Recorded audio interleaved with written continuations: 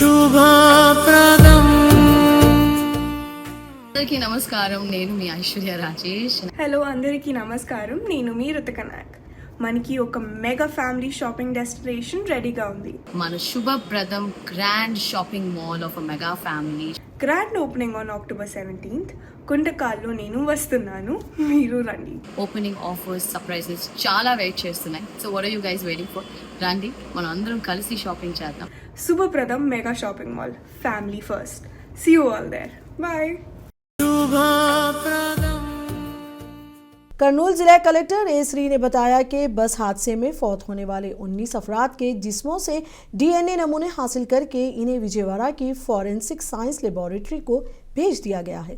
हुक्काम के मुताबिक डीएनए जांच रिपोर्ट 2 से 3 दिनों में आने की तौसीह है, जिसके बाद लाशें लाहिकीन के हवाले की जाएंगी।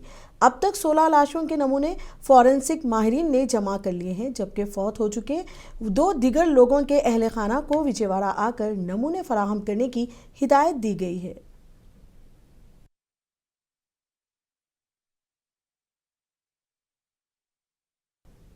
करनूल बस हादसे के बाद आंध्र प्रदेश के मुख्तलिफ इलाकों में खानगी गाड़ियों की वसी पैमाने पर जांच पड़ताल जारी है। क़वानीन की खिलाफ वर्जी पर ट्रैवल बसों के खिलाफ दर्जनों मुकदमात दर्ज किए गए हैं और 18 प्राइवेट ट्रैवल बसेस जब्त कर ली गई हैं। तेलंगाना में भी RTA हुक्काम हरकत में आ गए।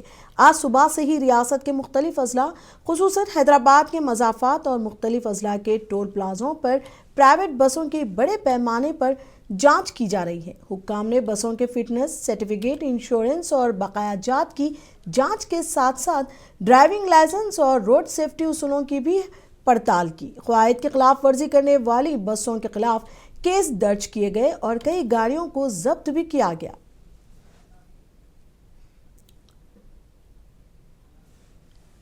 करनूल में पेश आए बस हादसे के बाद आंध्र प्रदेश ट्रांसपोर्ट डिपार्टमेंट इंतहाई चौकस हो गया है।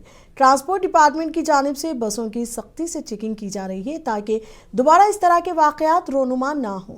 वाज़ेह है कि करनूल बस हादसे में 4 बच्चों समेत 19 अफराद हलाक हो गए। नेल्लोर ट्रांसपोर्ट डिपार्टमेंट की जानिब से किए जाने वाले इक़दाम के बारे में नेल्लोर ज़िले RTO मदनी और मोटर व्हीकल इंस्पेक्टर बाला मुरली ने तफसीलात से वाकिफ कराया।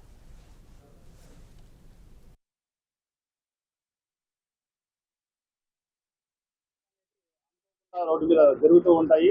అధిక వేగంతో కావచ్చు, అప్రమత్తత లేకుండా కావచ్చు, డ్రైవర్ యొక్క నిర్లక్ష్యం కావచ్చు, కానీ టెక్నికల్ పరంగా దాదాపు బస్సులన్నీ కూడాను పూర్తిగానే ఉంటాయి.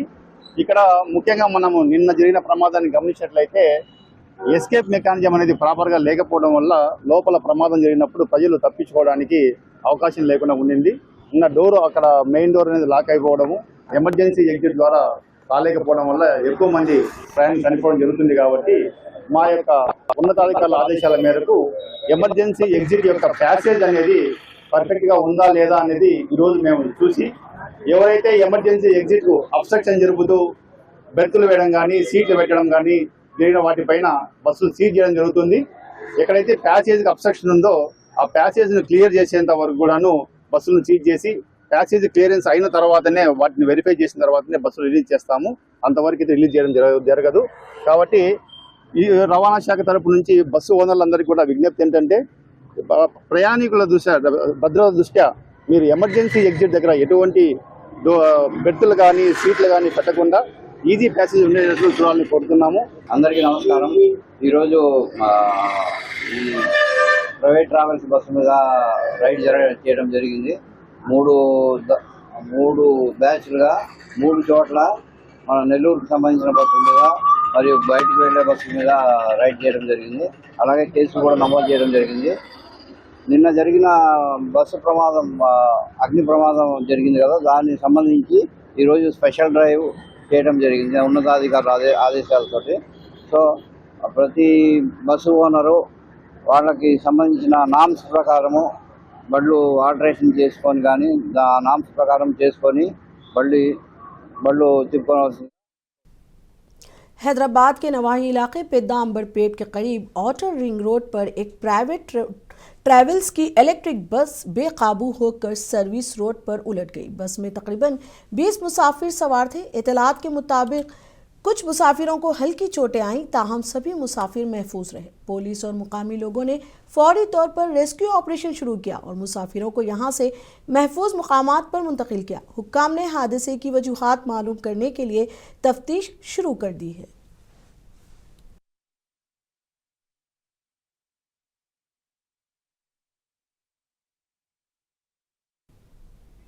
आंध्र प्रदेश के वजीर आला चंद्रबाबू नायडू ने दुबई में मुनक्किदा तेलुगु डायास्पोरा इजलास में शिरकत की।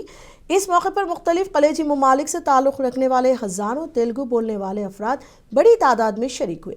वज़ीर आला ने अपने खिताब में बैरून मुल्क मुकीम तेलुगु बरादरी की कामयाबियों और खिदमात की तारीफ की और कहा कि न सिर्फ ग्लोबल सिटीजन्स बल्कि ग्लोबल लीडर्स के तौर पर तेलुगु बोलने वालों को किरदार काबिल फ़ख्र है। उन्होंने आंध्र प्रदेश में सरमायाकारी के मौके पर भी रोशनी डाली और कहा कि रियासत तेज़ी से तरक्की की राह पर गामज़न है। इस मौके पर रियासती उज़रा टी.जी. भरत, बी.सी. जनार्दन रेड्डी के अलावा कई आला ओहदेदार मौजूद थे।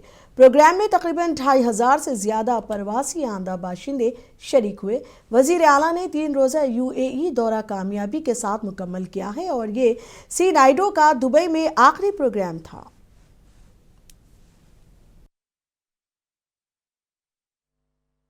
ఈ రోజు ఈ మీటింగ్ చూస్తే మొత్తం 10 దేశాల నుంచి గల్ఫ్ మొత్తం ఇక్కడే ఉన్నారు.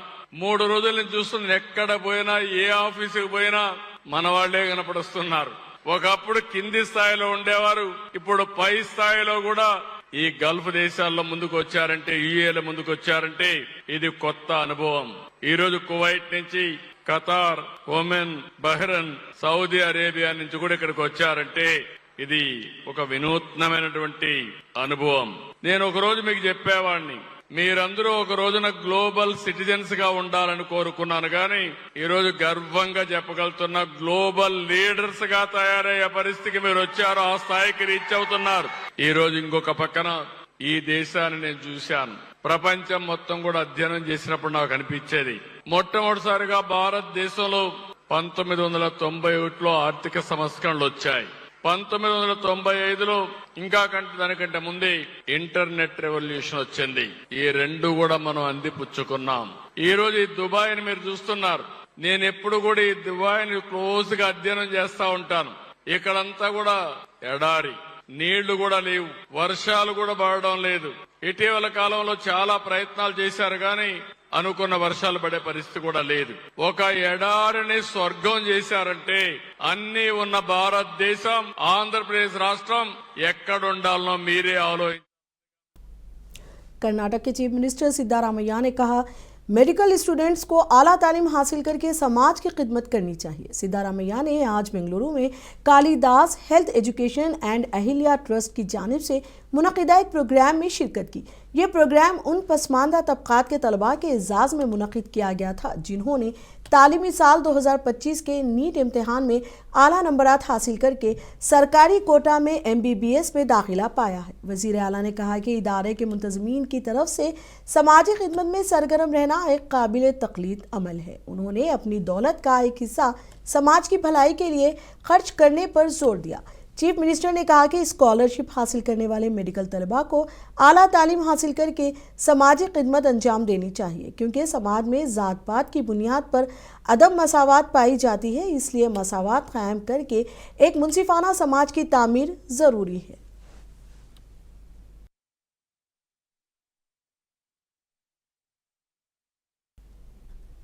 केरला कांग्रेस के रहनुमा और Kerala leader of opposition VD Satheesan ने कहा है कि रियासती हुकूमत ने PE श्री स्कीम के MOU पर मरकजी हुकूमत के साथ गैर ज़रूरी जल्दबाजी में दस्तखत किए।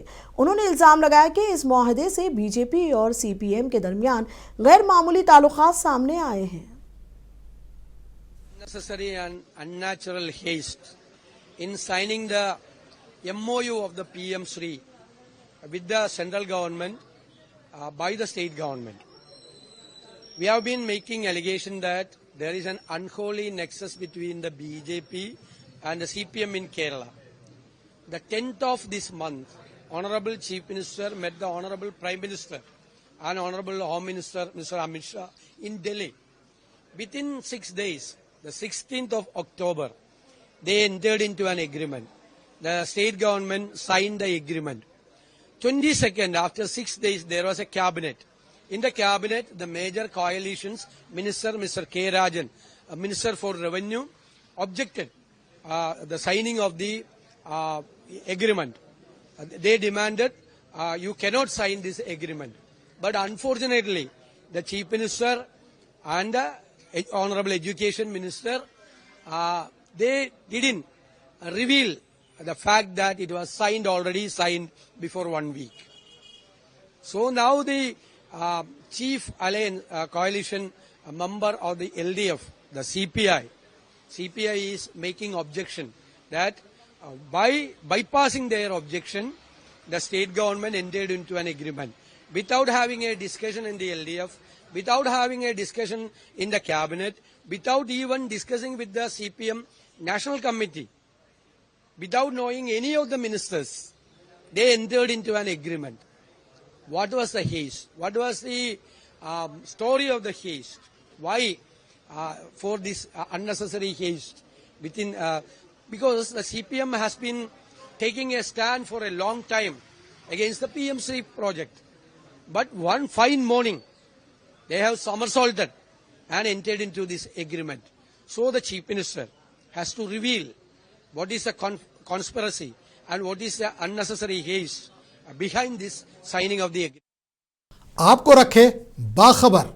देखिए मुंसिफ टीवी, लाइक कीजिए, शेयर कीजिए और सब्सक्राइब कीजिए। स्क्रीन पर दिया गया बटन जरूर दबाइए।